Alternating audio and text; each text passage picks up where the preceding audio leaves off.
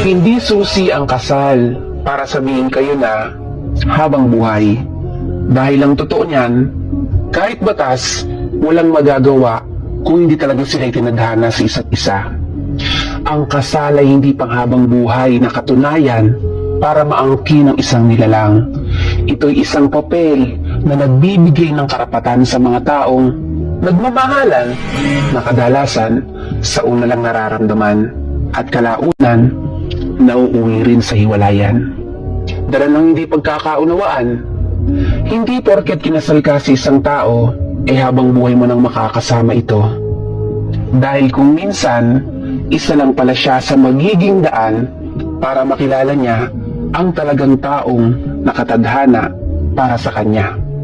Kinikilala man ng Diyos at batas ang bisa ng kasal, pero iba pa rin ang bisa ng dalawang taong itinadhana talaga. At may real talk tayo dyan.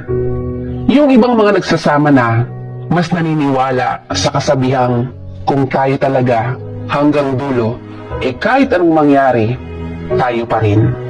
Yung tipong masaya na sila sa ganoong setup ng pagsasama. Yung kahit walang kasal, pero tanggap ang isa't isa. Yung kontento at may respeto. Kahit walang kasal, pero alam nila yung salitang tiwala at pagmamahal.